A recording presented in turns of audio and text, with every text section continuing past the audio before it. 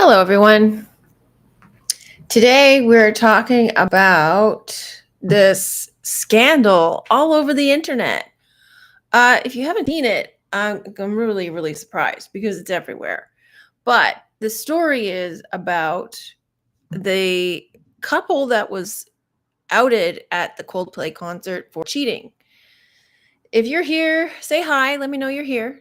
And there's a poll in the chat once again. Why do you think the media is pushing this story? And I got four options for you: a distraction from Trump Epstein, a spotlight on inauthenticity, people like gossip, and karma. Pick one. And then leave your comments in the chat and let me know what you think, because this story is everywhere, which shocked me. Like, out of all of the stories that we could be focused on right now, this one is what goes viral. I mean, this is extreme viral. This is extreme viral. So I want to talk about why this is so popular. Why is this so big? And it's obvious from my perspective, it seems obvious that it is contrived, fake, staged. Like, it is so ridiculous.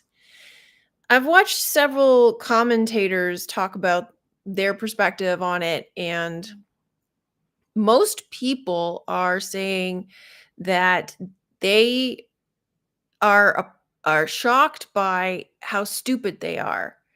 They're going out in a public place. They're canoodling in public. They're in a box like a company box. So there are other coworkers there with them, and they don't seem embarrassed to show their affection in front of coworkers in the public. There was a TMZ footage of them from behind, so somebody caught them on camera before they were on the big screen, because now I guess everybody knows who they are and where they were, that people who happened to catch them on camera at the concert are looking through their footage to see if they saw them. And let me make sure I got all chatters. So yeah, if you're here, say hi, let me know you're here, and let me know your opinion on this. I want to hear it. So this whole thing is a very strange thing for it to go viral like it did, especially considering there's a lot of political heat at the moment that seems a little bit more controversial than something like this. And maybe people are tired of like the political stuff.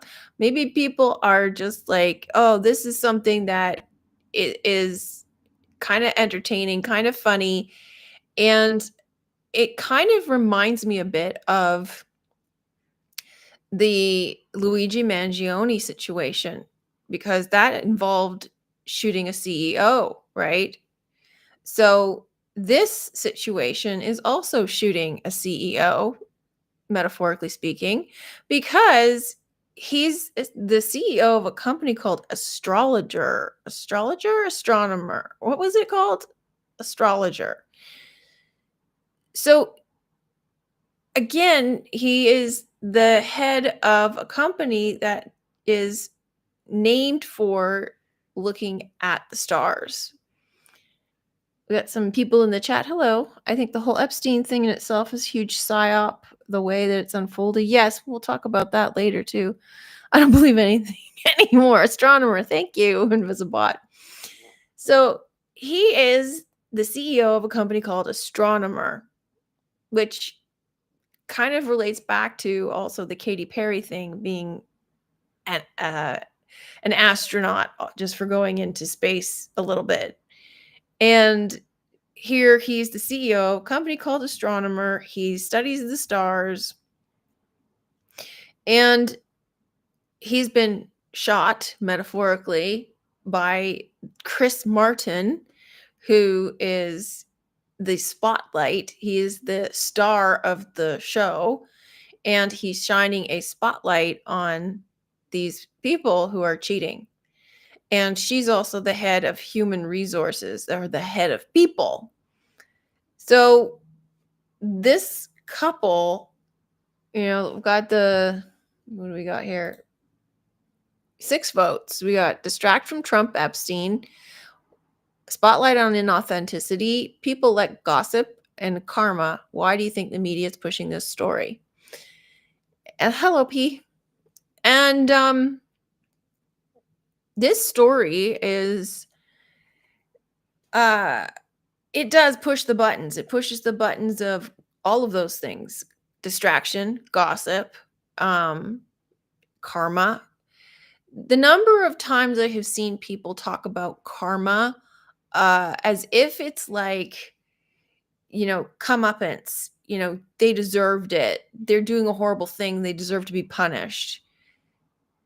This is not what karma is. And, to me, karma is just law of assumption. That's it. It's like whatever you put out is what you get back. So I don't like this whole idea of, you know, getting punished. Like, why do people feel the need to constantly punish people? Again, back to Luigi Mangione, he had it coming. And this sort of mentality of constant punishment, finger pointing, blaming, holding people accountable, and yet it's always pointing the finger at somebody else, not taking responsibility for the things in your life that you're doing. And I think a huge part of this story is, and again, the imagery of the video footage. They're inside of a circle, which makes it look like it's either a portal or a mirror, because this is a mirror that's being held up to us.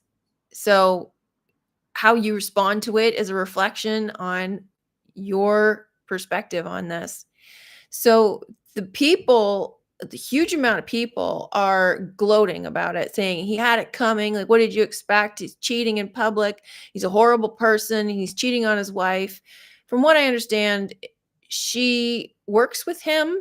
However, she is divorced. Some people are saying that she's still married or that she was married, but from what I understand, she's divorced. So the bulk of the responsibility is on him, first of all, because he's married. Second, he's the head of the company. He's the CEO. He should know better. Also, she's human resources. She should know better because she reads and prepares and hands out all of the paperwork to do with intra-office relationships that should not happen. And this is partly why this story is such a big deal, because this sort of thing should not happen between a CEO and head of human resources. So it's a huge topic of conversation just for that in itself. And the fact that we have this atmosphere right now of the battle of the sexes, the red pill environment, but also the feminist 4B environment, and pointing fingers at each other and who's to blame, who's to blame, who's to blame. Well, it's just a ping pong game between you and the mirror until you take accountability. So this situation is a prime opportunity for people to use these people as a scapegoat or venting, an opportunity to vent about their own situation.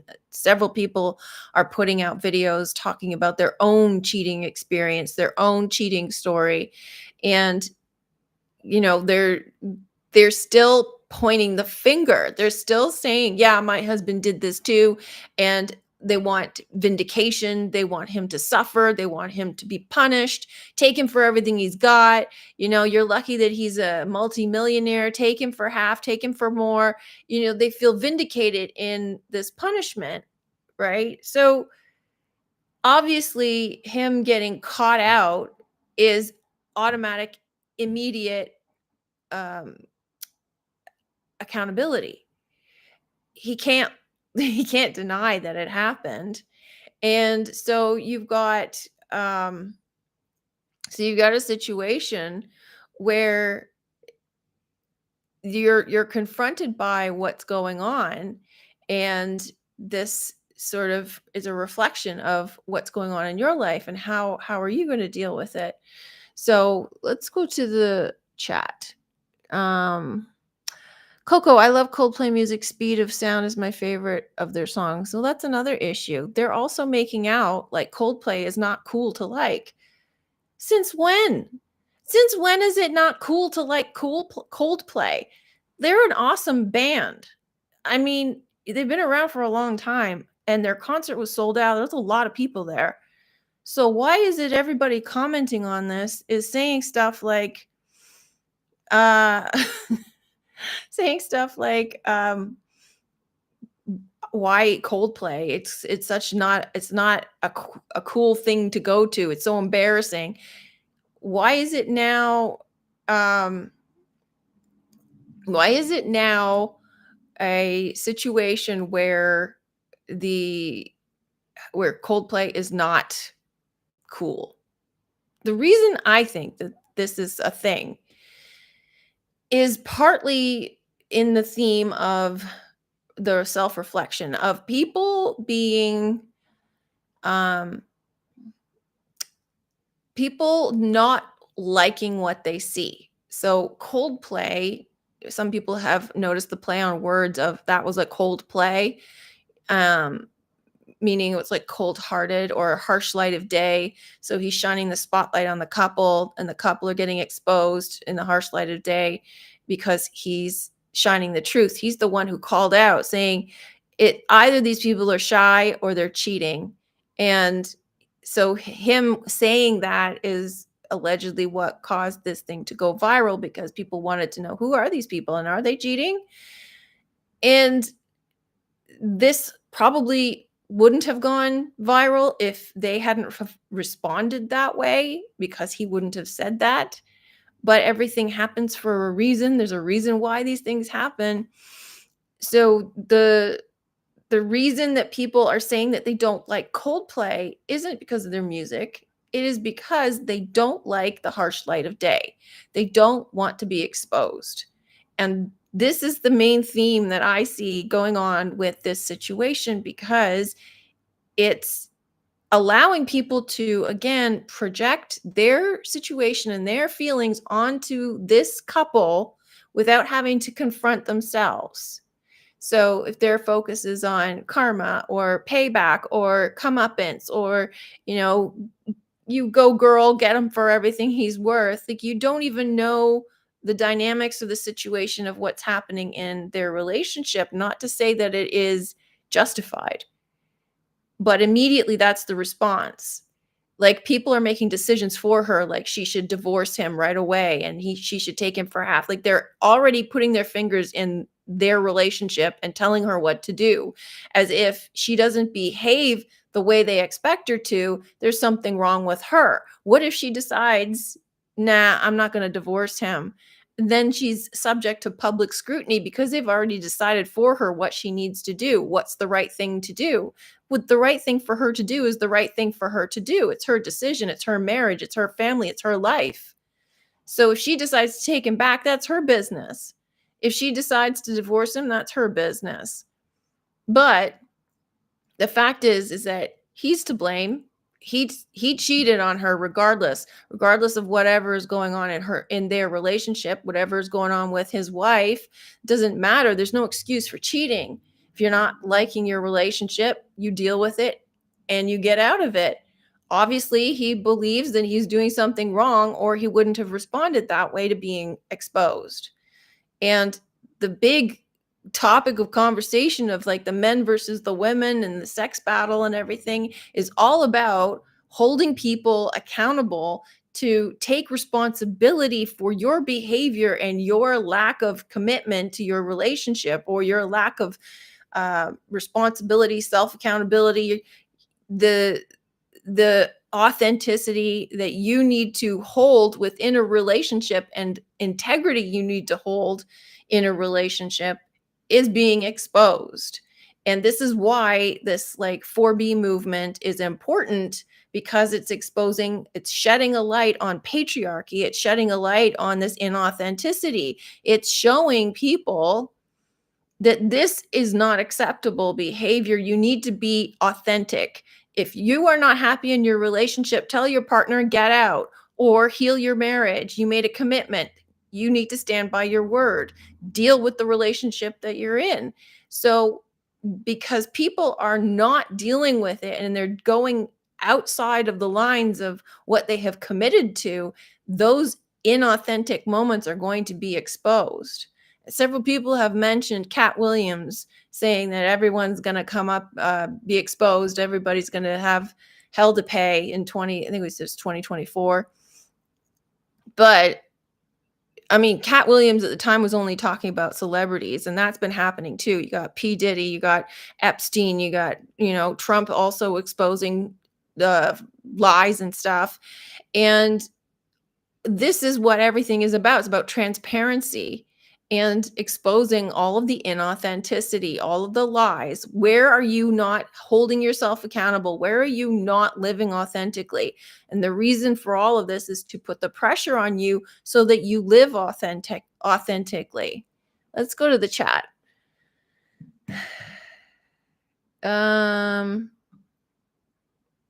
Is it normal for live streams to have ads? Yes, it is.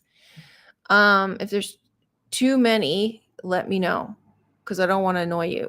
Open situationship. That's where most affairs occur at the workplace. Money doesn't cure pain. Yeah, I mean, it could be an open relationship, but at the same time, if you have an open relationship, then why is he acting like he's not allowed to do what he's doing? But so I don't think that's the case, especially the way the wife responded to the situation. She took her surname off Facebook. She's embarrassed by the whole situation. So, no, money doesn't cure pain. Money can cover it up pretty well, though. You can use money to excuse away the pain or hide it or make amends other ways. It's like any kind of escape. It's like alcohol, it's like video games, movies, travel. um there's all sorts of addictions that you can use in the 3D as an excuse to escape your life, and money is one of them. Shopaholics. You can go out and you can buy yourself a car and you'll feel good for a little while. But if the reason you bought it was to make up for something that you lack, then it won't feel good long term. If the reason you bought a new car is because it makes you feel good long term because it's who you are and it's the expression of who you are, then it will continue to feel good. So it all depends on why you're doing what you're doing. That's the underlying energy that you're putting into it, and that's what you're going to get back from it. I'm neutral on it, but it's been widespread to make fun of Coldplay for like 20 years. Has it really? I like Coldplay. I went to see them once. They were really good in concert, and that was a long time ago. I mean, I don't really listen to them. I don't really listen to anybody specifically now, but I did used to like Coldplay 20 years ago, I guess. But like it to me, they're a really great band. They're not so great anymore. I don't know. I haven't really listened to them recently. But I just find making fun of a band that's like that big and that talented um seems a little bit like jealousy, but whatever. I mean, each his own. But at the same time, I think a lot of times people make fun of bands that are quite big just because they don't want to be seen as a cliche or something. It's like, oh, it's not trendy anymore to like them. I better not like them. It's like, no, I like who I like and whatever, like I like some bands and some songs that are probably, really embarrassing to admit, and I don't care. So what? I like the songs. The songs make me feel good. I'm not going to like buy everything they have or anything, but who cares? Dance to your own tune. P, no excuse. Yeah, it's no excuse. Cat Williams is so controlled op, it's not even funny. Oh, absolutely 100%. Like he hasn't been making money in the same crowd. Exactly. Yeah. Hi, Joyful. Hello. Hi, Reverend. Hello. Hi, sweeties. Yeah, like, um, Yeah, like, he's making money in the same crap. People did not like it when I made that Cat Williams video and said that. They didn't like it because they wanna believe that he's on the outside. No, he's not. He's one of them. It's like, do you think that he's gonna be able to have a major platform to talk about this stuff and not be one of them? So, they make certain characters appear to be on the outside so they can control the opposition. That's it. It's not even a big deal, like, who cares? It's just all part of the show, so what? But, like, when you're in that sort of us versus them, conspiracy think mindset, you're looking at, well, they're bad and they're good, and this is the right side and this is the wrong side. What if there were no wrong sides? What if it was all good? So that's where you wanna be. You wanna be able to see it's just a paradox, 2 sides of the same coin. It's all positive. You may not like the stuff, that doesn't matter. Like, I've talked about Trump all the time because a lot of people don't like him. He's very polarizing. He's polarizing for a reason. He's a catalyst. I talk about him from the perspective of him being a catalyst, not like whether he's right or wrong or whatever. Like, I don't care what he does. This Epstein stuff, we'll talk about this for a moment because this Epstein stuff, as far as I can see, I haven't seen anything concrete. I haven't seen anything that shows any evidence of anything at all. I really don't care what it is, but what is happening as a result of it is a catalyst to create the dynamic that is happening in the public.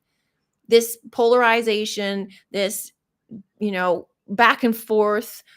Do I still support Trump? Am I still in MAGA? Is this still the Trump that I voted for? Are people going to fall off because of this? That's the whole point of it. The whole point of this story is just a story. Same with P. Diddy's just a story. Epstein's just a story. I don't believe anything about this Epstein story. I did videos on him years ago, and it's all a bunch of bullshit. Like, I don't believe any of it. So, like, we just decoded the movie The Game with Michael Douglas, and we did that this morning. And this is what this is. This Coldplay thing, the Epstein thing, it is all part of the game, part of the show, part of the illusion of this stuff happening to get you all riled up, to get a reaction out of you so you wake up. So you realize that there's something weird going on here, that this isn't the reality that you thought it was. That's all it is. So, joyful. Yeah, it's all a Coldplay. Have a work trip with your HR lady, people mocking the human resource Karen caught in the HR crime. Yes, well put.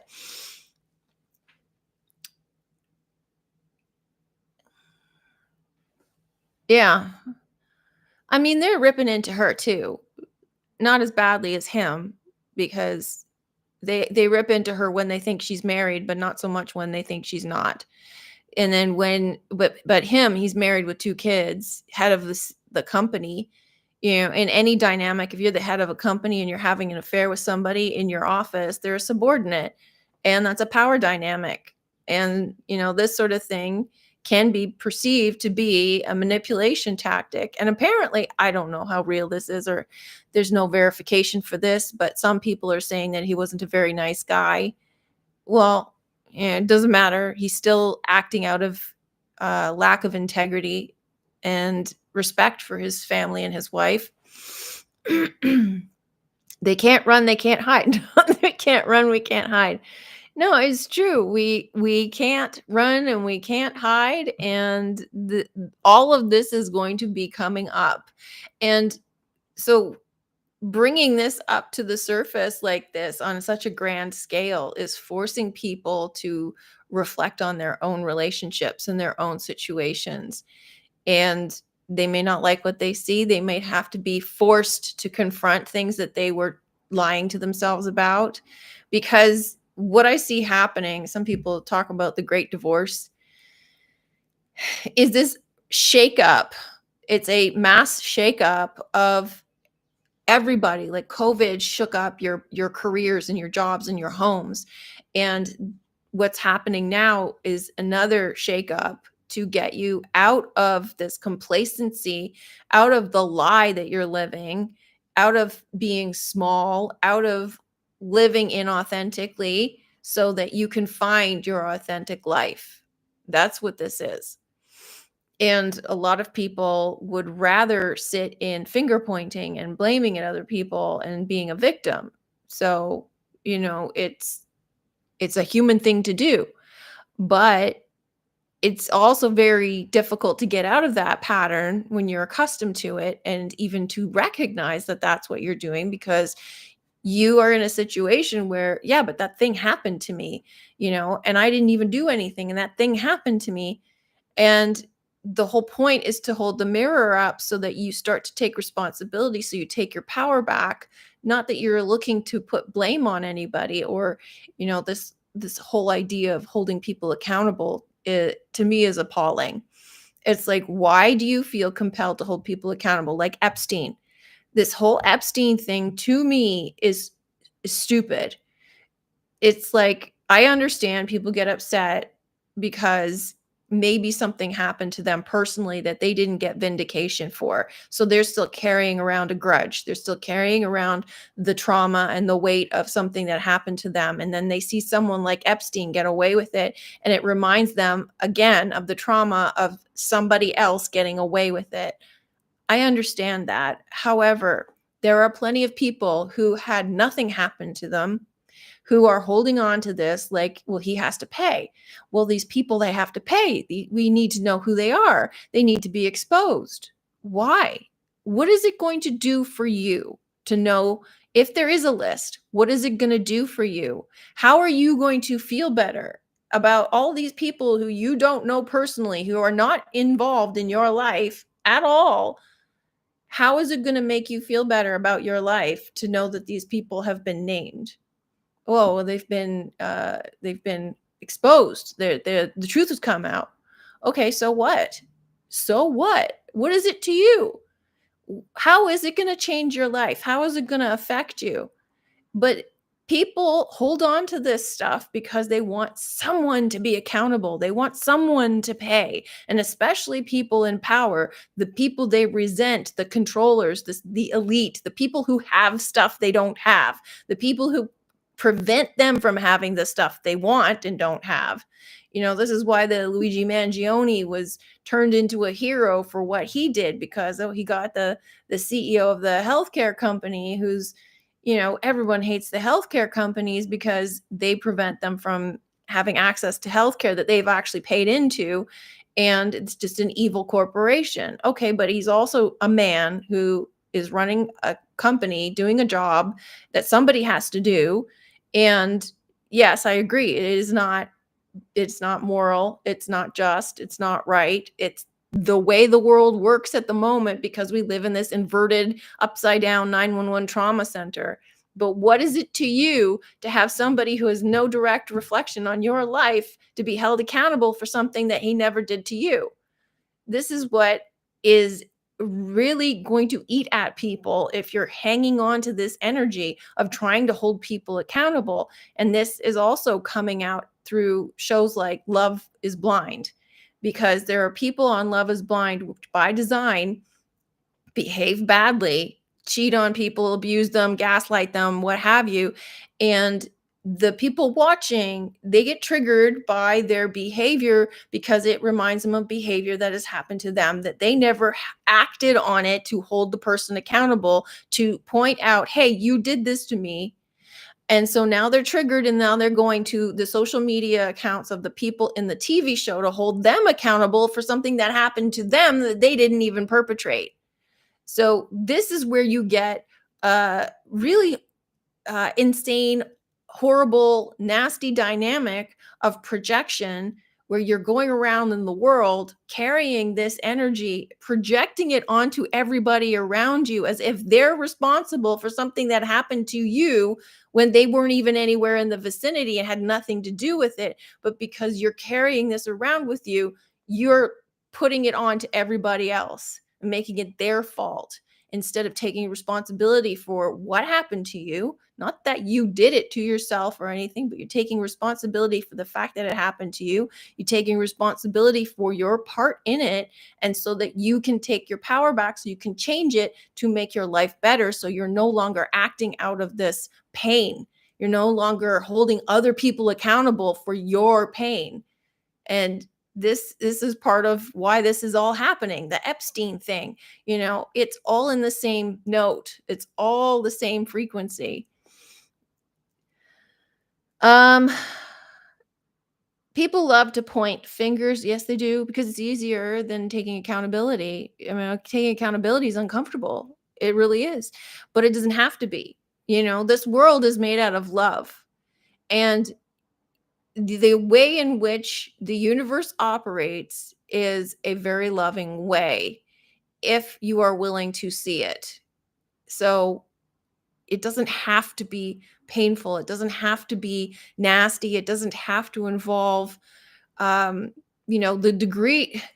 This is why pointing the finger at someone and saying they need to be taken, they need to be held accountable, or they're to blame, or what have you. There's this sort of human need to have the mystery solved, to have somebody, um, when something bad happens, they need to have a culprit. They need to have somebody who's done the job, that gets all, so that the whole case gets wrapped up, and that there's someone to blame.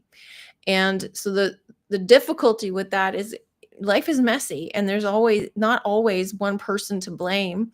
It's a sort of co-created experience, but the whole point is to take it back to yourself. Okay, if I don't like this in my experience, what can I do to change it? Instead of constantly focusing on it and pointing fingers at other people, because that's just going to perpetuate it. And most of the time, something's frozen here.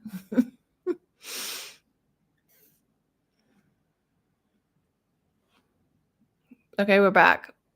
Most of the time, we're not aware that we're doing it. And that's what this is supposed to do. It's supposed to make us aware. Joyful, her hypocrisy is in her role as being in the HR. Yeah, exactly. Ideally, the protector of fairness and balance sometimes ends up the stage for cold games, silent exclusions, biased and power plays. Yeah. Yeah, like the what was her name? Kristen. Yeah, she's the one who's supposed to maintain a healthy environment in the workplace and prevent this sort of thing from happening. And that here she goes doing the very thing she's preventing other people from doing, and telling them that they can't do this. And not only is she doing this, but she's doing it in the open, in a public place, in front of other people. You know, and this is also a weird thing. I had a synchronicity a few, and I think maybe you tell me if you heard something like this. So a few days ago, I heard on the radio, the announcers were talking about um, workplace environment, and that you should not have a work wife or a work husband. And they had a conversation about it. And the woman was like, I don't see a problem with it, because she was like seeing it from a certain perspective where it doesn't matter if what you call it. What matters is the relationship that you have. You can, it's just a label. And she was seeing it as sort of a friendly, fun label. Whereas the guy was like, no, this is a gateway to cheating, because you're labeling somebody at work your wife or husband, which is a partnership. And on top of that, if you're having lunch together and spending all your time together, and then calling it a work wife or a work husband, then uh, that's territory for cheating.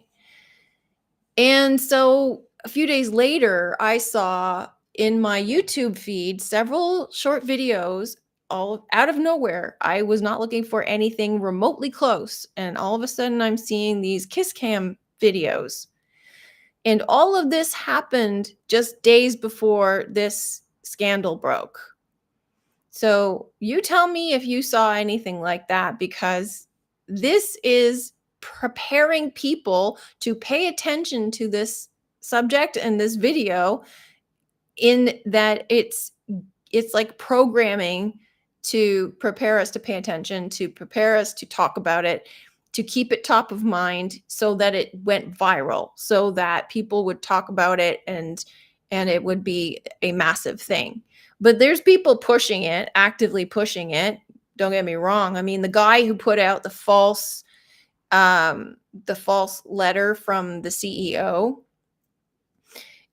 his name was something like Phil or Peter Enos, so penis. Like, you really think that this, and the guy had an account that only had 50 followers. So if you put that out, like, who's going to see it? And like, there's nobody who's going to see it. So it's deliberately been pushed out.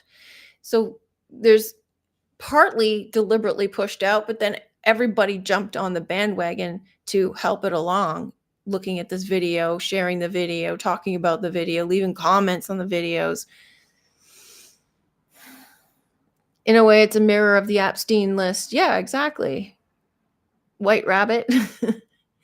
It's like the small scale Coldplay in a workplace mirrors the larger scale Coldplay in society, both systems designed to keep people compliant and distracted while certain agendas quietly unfold.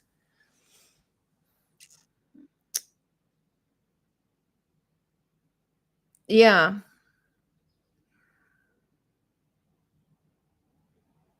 Well, this is it. Like, so the people who work with them are claiming they didn't know that they were having an affair, and yet they're having it openly in front of people at the concert. You think that was the first time that they were open about it? No.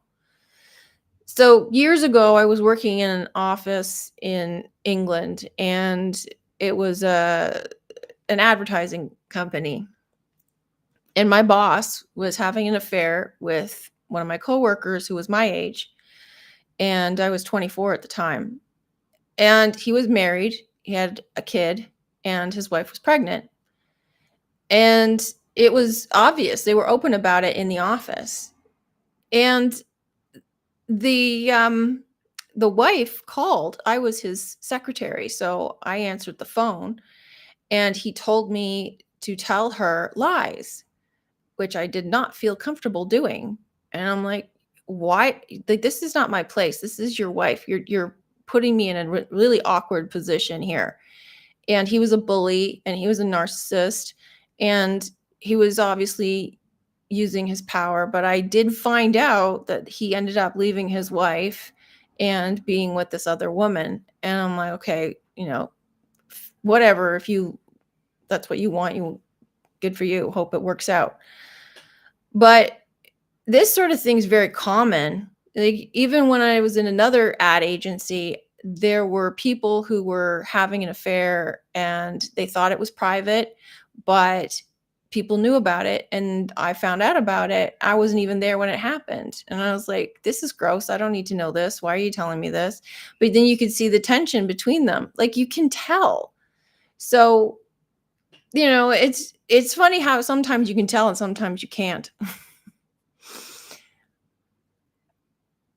Incredible synchronicity in my personal life. I had to stop working for a friend, and now she can't respect my choice. The whole friendship was based on conditions. Is there more to the story, Reverend Galileo? Because feels like there's more to come. But yeah, um, you had to stop working for a friend. Good for you for doing that. And if she can't respect your choice, that just means that she's accustomed to the dynamic, and it's a good thing because it's showing that you're changing how you act and how you are being. So that's just a response or a reaction to the old version of you. So yeah, I mean, it's not always comfortable and it's not always pleasant, but it's a good thing because now you're seeing that, oh, I changed something here, and the old story doesn't like it. So the old story is kicking up a fuss to say, well, wait a minute, where's the old version of you that I was enjoying? And now you're not being the old version of you. I don't know how to respond. So you can even look at it in terms of like an NPC who is accustomed to the script, expects you to play along, and then you go off script and they're just fumbling because they don't know how to handle it. But that's a positive thing. It means you're moving in the right direction towards authenticity. So much of this is wrapped up in expectation, though. You were right. This is a perfect way to highlight our own experience, expectations, hypocrisies, and martyrdom for sure. Yeah. Yeah. Like if you're not communicating, and a lot of what's happening, this uprising, this unsettling, this upheaval, this disruption, the spotlight being shown on the inauthenticity in the world, it's it's a good thing. It's meant to basically hold you accountable to yourself. You don't need to be held accountable to anybody else but yourself. And this is what I think a lot of people have a problem with, like, Love is Blind watchers going to their social media trying to hold people accountable. Well, who are you trying to hold them accountable to? You? They don't know you. They don't care about you. Why why do you think they owe you anything? They're only the only person they need to be held accountable to is themselves. And maybe the person that they wronged. In most cases, you're not going to get that person who wronged you to hold themselves accountable and apologize. If they do, you're lucky. If you get an apology and you get ownership and you get somebody to say, you know what, I'm sorry I did what I did. I recognize now that it was hurtful and I did you wrong and I want to make amends. You're lucky if that happens because most of the time it's not going to. So your job is to hold yourself accountable. Your job is to figure out why this is in your experience. Do I want it in my experience? If not, change something. And then you hold yourself accountable to changing your experience so it doesn't happen again. Right? So, like the woman who was cheated on, his wife, she may not be to blame for the cheating. She's not to blame for the cheating. That's his action. That's his responsibility. But she is in a situation in which her husband cheated on her. If that's an experience she doesn't want to repeat, she's going to have to reflect and say, why did this happen to me? I don't want it to happen to me again. So what do I need to change so it doesn't happen again? Chances are part of it is communication gap. Part of it is expectations. You expect certain things to be unspoken and known, and that wasn't understood. And so you're getting cheated on also because you're telling yourself a story where you expect to be cheated on. There's all sorts of reasons why this could happen, but that is her job. She needs to be accountable to herself, not to him. But he needs to be accountable to himself and to his family for what he's done, but also like the company that he was in. But that's his choice. Like if he decides to tuck tail and run, then that's his choice, and then he's going to have to deal with that choice. But he's been exposed now, so regardless of how he deals with it, he's still held accountable. This is being held accountable, being shown that that's what's happened, and that's the kind of person that he is today. He may not be this type of person tomorrow. So, if you encounter somebody like this, you don't necessarily want to label them as being that way for the rest of their lives. They did something at some point in their life. They could have changed, but did they change? People keeping things quiet about what is going on with Trump, Cash, and Dan acting like co-conspirators in potential backstage shenanigans with Epstein or actors in a CRS game. Yeah.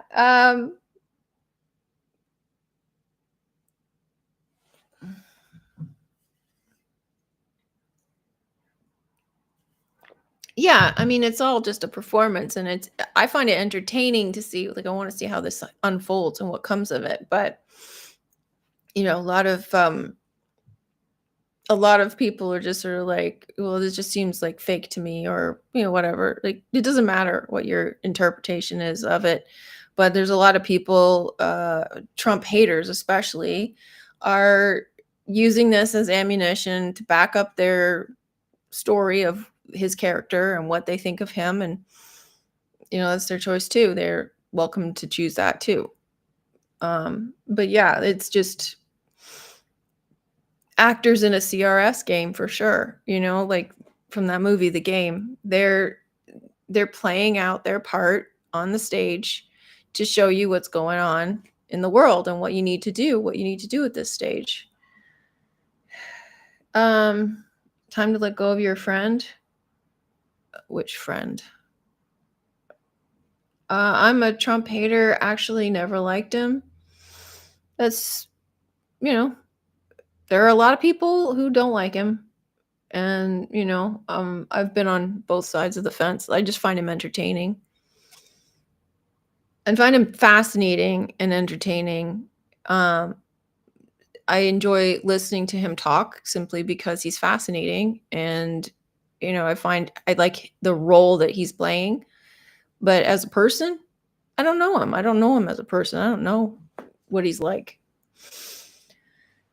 So the polls, like, why do you think the media is pushing this story? Distract from Trump Epstein, 22%. Spotlight on inauthenticity, 43%. People like gossip, 30%. And karma has a vote, 44%. 4%. Hold on. I'm getting warm here. Not saying anyone else is better or worse. Yeah. Well, they're just actors. They're like, I'm not really you interpret that the way you want to. I don't really care. But to me, it's like we're all actors. We're all here to play our part on the world stage, and Trump has a big role to play. And so he has, however that unfolds, to me is irrelevant, because his role is the instigator or the disruptor. He's here to